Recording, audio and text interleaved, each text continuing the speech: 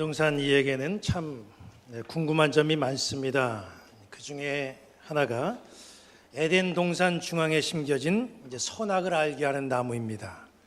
하나님이 에덴 동산을 만드시고 아담과 하와로 하여금 누리게 하셨으면 모든 걸 그냥 다 누리게 하시지 왜 선악을 알게 하는 그런 나무를 두시고 그 나무의 열매만은 먹지 말아라 그렇게 말씀하신 것, 이 점이 참 궁금합니다. 또 먹어서는 안 되는 것이라면 아예 두시지 말지, 그것도 잘 보이는 동산 정중앙에 나무를 두신 이유가 과연 뭘까, 이런 생각을 갖게 됩니다. 선악을 알게 하는 나무는 두 가지의 중요한 의미를 가지고 있습니다. 하나는 하나님과 우리와의 경계선을 의미합니다. 하나님의 영역이 있고 또 우리는 그 영역을 절대로 침범을 하면 안 된다는 거죠. 또 하나는 우리 인간이 하나님에게 해야 될 의무가 있다는 거예요. 하나님은 아담과 하와에게 에덴 동산을 허락하셨습니다. 아담과 하와는 이 에덴 동산에서 누리고 받기만 하면서 살아가는 존재가 아닙니다. 아담과 하와가 에덴 동산에서 누리기도 하지만 하나님께 꼭 해야 될 의무가 있습니다. 그것이 무엇입니까? 바로 순종의 의무입니다. 하나님은 순종의 의무를 감당하라고 선악을 알게 하는 나무를 두셨습니다. 그리고 명령하셨습니다. 선악을 알게 하는 나무만큼만은 건드리지 말아라. 하나님의 영역을 침범하지 말고 동시에 말씀에 순종하며 살아라, 그런 뜻입니다.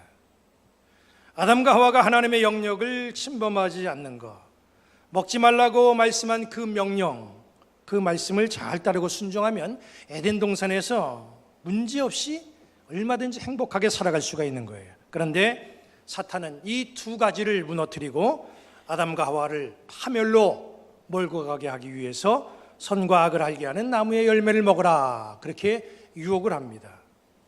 아담과 하와는 사탄의 유혹에 넘어가고 선악과를 따서 먹게 되죠.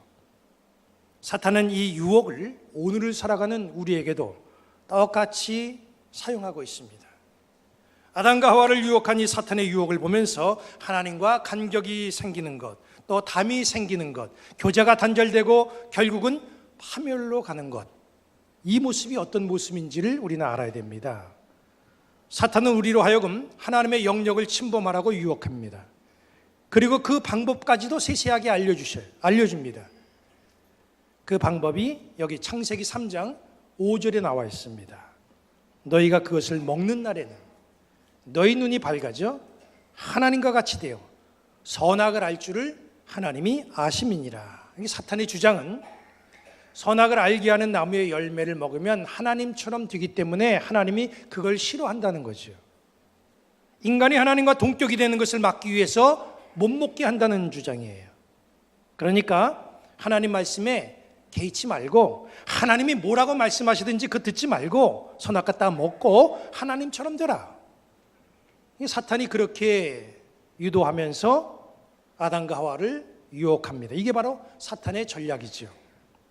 사탄은 영역 침범 그리고 불순종, 이 둘을 동시에 노린 겁니다. 아담과 하와가 결국은 하나님의 영역을 넘보라라고 하는 이 사탄의 유혹을 이기지 못하고 선악과를 따먹고 불순종하게 됩니다. 그 결과 어떻게 됩니까? 사탄이 말했던 것처럼 눈이 밝아졌어요. 사탄이 말했던 것처럼 선악도 알게 됐습니다. 그런데 하나님처럼은 되질 못했어요. 세 가지 중에 두 가지가 됐습니다. 3분의 2의 성과를 거뒀어요. 그런데 아담과 하와가 얻지 못한 이 3분의 1, 하나님처럼 되는 것, 이건 애초부터 될 수 없는 거죠. 그런데 사탄은 우리에게 많은 것을 주면서 미끼를 던집니다. 많은 것을 던져주고 정말 중요한 것을 빼앗아갑니다. 또 잃어버리게 만듭니다. 눈이 밝아진다고 하는 미끼, 선악을 알게 된다는 미끼, 사실 이것은 중요하지 않아요. 하나님처럼 된다? 사탄이 그런 미끼를 던지죠. 그런데 결국 내용의 모습은 어떻게 되는가? 결과를 보니까 이 아담과 하와는 불순종하는 자가 되고 너무나 많은 것을 이것 때문에 잃어버리게 됩니다. 사탄은 아담과 하와로 하여금 눈이 밝아지고 선악을 알게 하는 길을 열어줬어요. 그런데 과연 이것이 눈이 밝아지고 선과 악을 알게 된 것, 이것이 과연 아담과 하와에게 유익이 된 걸까? 한번 여러분들 이것은 깊이 생각해야 될 문제입니다. 우리는 눈이 밝아지고 선악을 알게 되었으니 하나님처럼은 안 됐다고 할지라도 그래도 소정의 목적은 달성한 게 아니겠는가? 눈도 밝아지고 선악을 알게 되었으니까 하나님처럼은 안 돼도 그 정도만이라도 이거 성공한 거 아닌가? 이렇게 착각할 수도 있어요. 선악과를 먹고 눈이 밝아지고 선악을 알게 되면 이게 과연 우리에게 유익이 될까? 여러분, 눈이 밝아지고 그래서 모든 것을 알 수 있는 사람이 됐다라고 하면 여러분 행복할 것 같습니까? 눈이 밝아지고 지금 여러분 옆에 앉아있는 옆 사람의 마음을 들여다볼 수 있다? 행복할 것 같아요? 눈이 밝아져서 상대방의 마음을 들여다볼 수 있다면 대혼란이 올 수가 있습니다. 부부 사이도 파탄 날 수 있어요. 친구 사이도 깨질 수 있습니다. 공동체 안에서 인간관계가 엉망이 될 수가 있어요.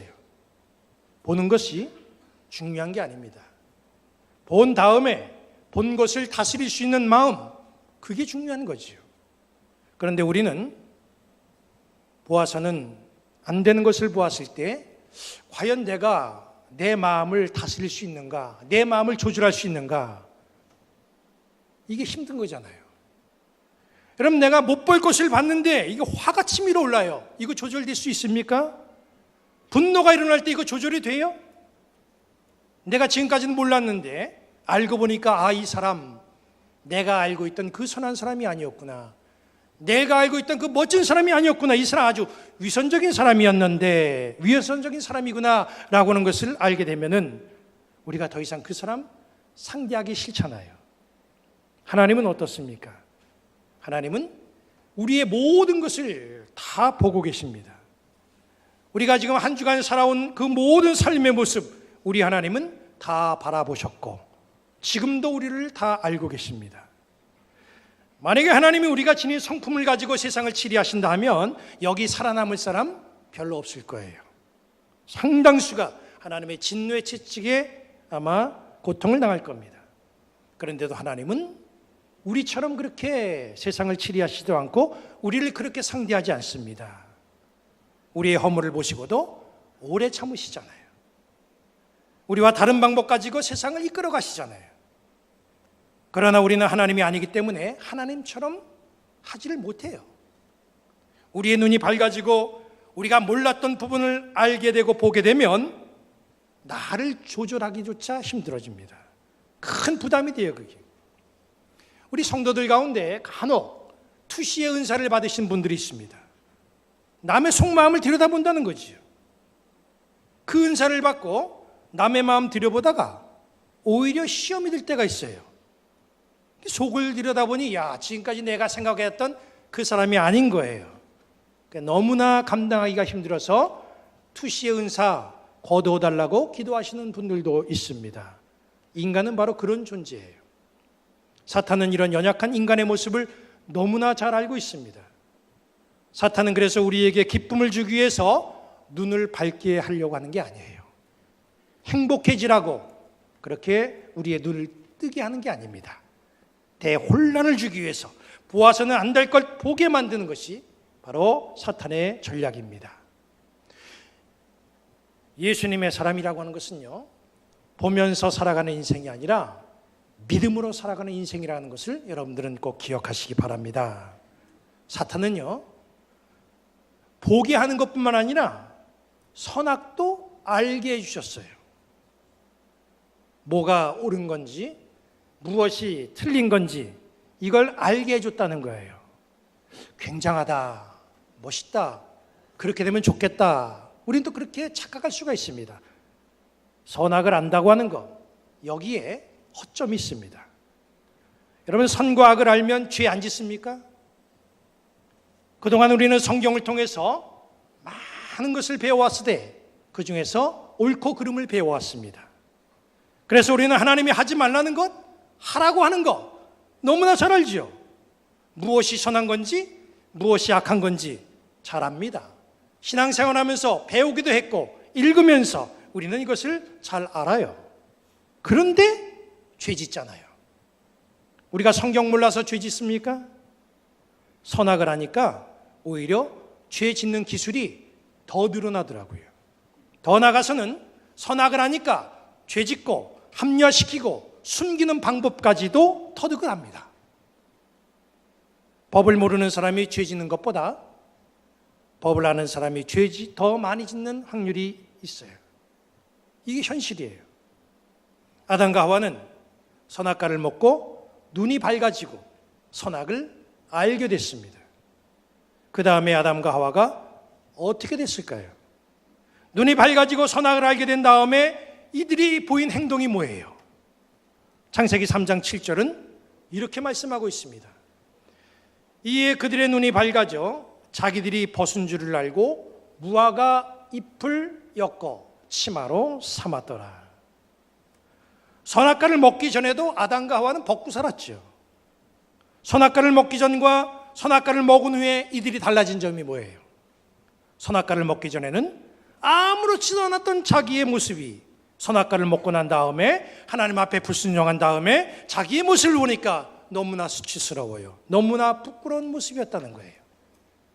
그 다음에 그들이 가진 생각은 이걸 가리고 싶었어요. 그래서 생각한 것이 옷입니다. 옷의 기원은 아담과 하와가 죄를 가리기 위해서 만들어 입은 것, 이게 옷의 기원이에요. 여러분, 옷의 용도는 참 다양하잖아요.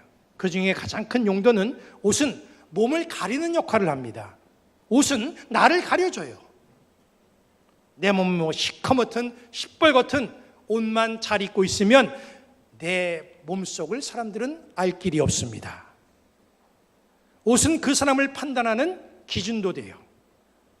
군복이나 유니폼은 그 사람의 지위, 신분, 직업을 나타내고 있어요. 미국의 작가 마크 트웨인은 왕자와 거지라는 책을 썼죠. 왕자와 거지가 옷을 바꾸어 입습니다.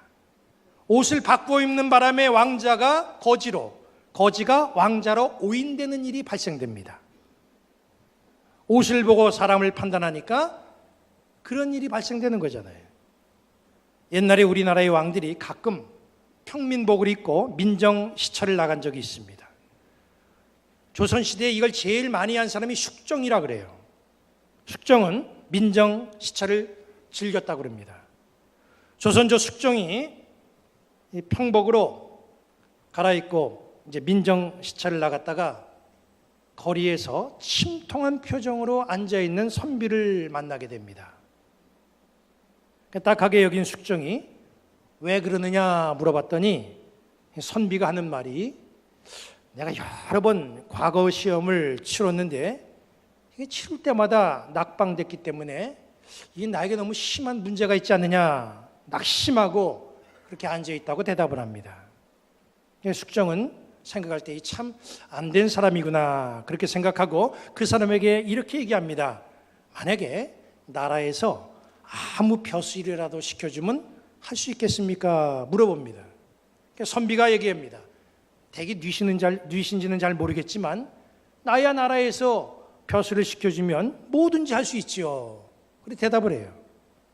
숙종이 군수나 판서, 정승 이런 벼슬을 쭉 이야기하면서 이런 거 시켜주면 할 수 있습니까? 물어봤더니 물을 때마다 그 선비는 하겠다. 그렇게 대답을 하는 거예요. 그러니까 숙종이 마지막으로 물어봅니다. 그러면 임금 자리를 주면 어떻게 하겠소? 이렇게 물어보니까 그 선비가 그 말이 끝나기도 전에 숙종의 뺨을 때리면서 말합니다. 나보고 역적질하라는 말이냐. 호통을 쳤다 그래요. 그때 숙종이 그 말을 듣고 야, 이 사람이야말로 진정한 충신이구나 감탄하고 벼슬길을 열어줬다고 합니다. 이 이야기의 중요한 포인트는 충신이죠. 충신. 그런데 오늘 이 말씀의 맥락에서 보면 평민이 임금의 따귀를 때린 거예요. 왜 그랬습니까? 임금이 평민의 복을 입고 있으니까 임금인지 알아보지 못했기 때문에 그런 거 아니에요. 그러니까 따귀까지 때릴 수 있는 거예요. 옷을 보고 사람들은 그 사람을 짐작합니다. 저도 양복을 입지 않고 길을 가다가 우리 성도들을 이렇게 마주치면 제가 인사하려고 그러면 그냥 모르고 지나가시는 그런 분들도 있어요. 사람들의 눈은 옷을 보고 그 사람을 판단을 합니다. 사람들의 그 시선은 옷의 질을 보고 그 사람의 생활 정도도 가늠해 봐요. 그래서 가능하면 내가 업신여김을 받지 않기 위해서 잘 입고 다니려고 우리가 애를 쓰고 있죠. 옷이 날개다 그런 말도 있습니다. 그러나 아무리 멋있고 화려하고 그럴듯한 옷으로 우리를 감싸고 치장한다고 할지라도 그것이 끝까지 나를 보호해 주거나 감싸주지는 못한다는 거예요. 범죄한 아담과 하와는 범죄한 자기 몸을 가리기 위해서 어떤 행동을 합니까? 여기 본문 7절을 다시 보면 이에 그들의 눈이 밝아져 자기들이 벗은 줄을 알고 무화과 나무 잎을 엮고 치마로 삼았더라. 무화과 잎으로 치마를 해 입었다고 그랬어요. 해 입을 때는 그럴듯하겠죠. 왜냐하면 무화과 잎사귀는 넓잖아요. 그러니까 몸을 충분히 가릴 수가 있습니다. 그런데 시간이 흐르면 무화과 잎사귀는 시들게 돼 있어요. 부서지게 돼 있습니다. 오래가지 못한다는 거예요. 그래서 하나님이 아담과 하와에게 명품 옷을 해 입히십니다. 여기 창세기 3장 21절 말씀 보면 이렇게 말씀하고 있어요. 여호와 하나님이 아담과 그의 아내를 위하여 가죽옷을 지어 입히시니라. 세상에서 우리를 가려줄 것들은 영원할 수 없어요. 아무리 화려하게 가려준다고 해도 시간이 지나면 시들고 부서지는 게 이 세상의 옷입니다. 그러나 하나님이 지어주신 옷은 달라요. 하나님이 지어주신 옷은 부서지거나 해지지 않습니다. 하나님은 아담과 하와가 불순종하고 범죄하였지만 그래도 가려주고 싶어서 은혜를 주시기 위해서 든든한 가죽옷을 해 입혀주셔요. 그리고 그들의 수치를 가려주십니다. 이게 바로 하나님의 은혜고, 그래서 우리도 역시 그 옷을 입어야 된다는 거예요. 하나님의 은혜가 아니면 우리의 죄는 절대로 해결될 수가 없습니다. 지은 죄를 우리는 되돌릴 수가 없어요. 되돌릴 수 없는 범죄, 우리의 죄악, 이걸 어떻게 해결합니까? 그 방법은 하나님이 만들어주시는 은혜의 옷을 입는 방법밖에는 없습니다. 우리가 아담처럼 하와처럼 범죄했다고 해도 하나님은 그 허물을 가려주시기 위해서 우리에게 주시는 은혜의 옷, 이 은혜의 옷이 있는데 바로 여기 앉아있는 우리 모두가 그 은혜의 옷을 입기를 주님의 이름으로 간절히 축원합니다. 우리 목사들이 주일 예배에 이렇게 가운을 입고 이 자리에 섭니다. 이 옷은 하나님이 이 목사에게 허락해 준 은혜의 옷이에요. 저는 여러분들과 별반 차이 없는 허물이 참 많은 사람입니다. 그러나 주님께서 이 옷을 입혀주시고 이 강단에서 제 허물을 가려주시고 이 자리에서 말씀을 선포하게 해주십니다. 제가 입은 이 옷은 박사가운도 아니에요. 법관들이 판결 내리는 법복도 아닙니다. 하나님께서 나를 덮어주시는 은혜의 옷이에요. 이게 얼마나 저에게 큰 은혜입니까? 저는 끝까지 하나님의 은혜 속에 살다가 하나님의 은혜 속에 주님 나라에 들어가는 것, 이게 저의 소망입니다. 그래서 저는 이 세상을 떠나고 제 몸을 입관할 때에 염을하지 말고 이 가운을 입은 채로 입관되는 것, 이게 바로 저의 소망입니다. 우리 성가대도 가운을 입었어요. 여러분들이 입은 옷은 하나님이 허락한 은혜의 옷입니다. 여러분들이 일상을 살아가면서 한 주간 동안 입술을 완벽하게 지키고 살아가지는 않았겠죠. 입술에 허물이 있었을 겁니다. 해서는 안 될 말도 하고 남에게 상처 주는 말도 했을 것이고 실수하는 말도 했을 겁니다. 입술에 허물이 있지만 그래도 하나님은 여러분들에게 이 은혜의 옷을 입혀주시고 허물을 가려주시고 그 입술로 찬양을 하게 해주셨습니다. 그렇기 때문에 엄숙하고 경건한 모습으로 찬양하는 예배가 우리 성가대 가운데 있어야 됩니다. 헌금위원들도 가운을 입었어요. 주님의 영광을 위해서 바쳐지는 이 헌금, 이걸 봉헌함에 있어서 은혜의 옷이 필요하기 때문에 그런 거예요. 기도하는 사람도 가운을 입죠. 내 모습 자체로는 허물이 많아서 감히 주님 앞에 말을 걸 수가 없지만 주님께서 은혜의 예복을 입혀주시고 허물을 가려주시기 때문에 회중의 마음을 담아서 하나님 앞에 기도할 수가 있는 거예요. 여기 앉아있는 우리 모든 성도들도 은혜의 옷을 입고 그리고 은혜를 입으며 살아가는 영광이 있게 되기를 주님의 이름으로 간절히 축원합니다. 시편 32편 1절은 이렇게 말씀하고 있어요. 허물의 사함을 받고 자신의 죄가 가려지는 자는 복이 있도다. 얼마나 큰 복입니까? 허물은 내가 해결할 것이 아니죠. 주님이 사해 주셔야 되는 거예요. 나의 죄는 내가 해결할 수 없어요. 주님이 나의 죄를 가려주셔야 됩니다. 덮어주셔야 됩니다. 그만한 은혜의 옷을 나에게 허락해 주시고 나는 그 옷을 입어야만 됩니다. 이 시간 주님의 은혜로 나의 허물이 용서받는 그런 아름다운 역사가 있게 되기를 주님의 이름으로 축원합니다. 이 세상 내가 지은 모든 죄가 가려지는 은혜의 복이 여기 앉아있는 여러분들에게 있기를 바라요. 이 시간 주님 앞에 나온 허물 많은 우리 모두는 우리 주님이 지어주신 가죽옷, 은혜의 옷 이걸 입고 허물과 죄가 가려지고 은혜가 넘쳐나는 인생으로 살아가는 여러분들의 모습이 되시기를 우리 주님의 이름으로 간절히 축원합니다.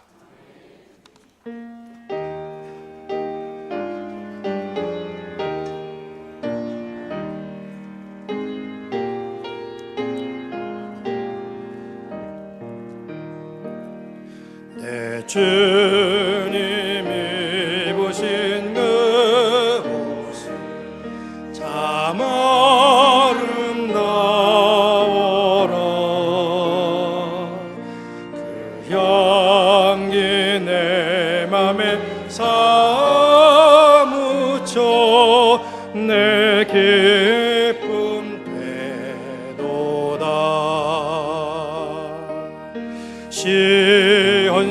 시온성보다도 찬란한 저 천성 떠나서 이 세상 오신 예수님 참 내 구세주. 내 주는 쓰라리 고통을 다 견디셨도다. 주 지신 십자가 대할 때나 눈물 흘리네. 시온성보다도 찬란한 저 천성 떠나서 이 세상 오신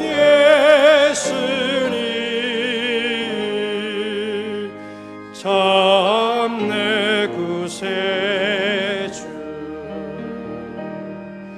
내 주님이 보시 귀한 옷 나 만져보았네.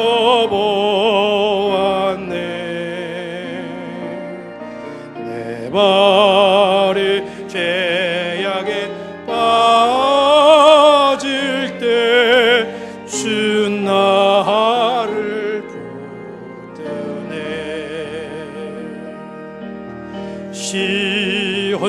시온성보다도 찬란한 저 천성 떠나서 이 세상 오신 예수님 참 내 구세주. 내 주님 영광의 옷 입고 문 열어주실 때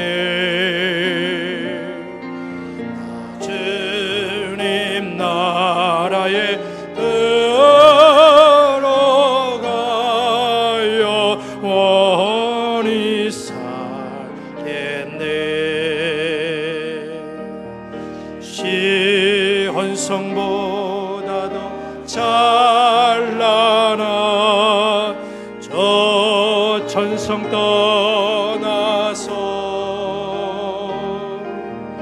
이 세상 오신 예수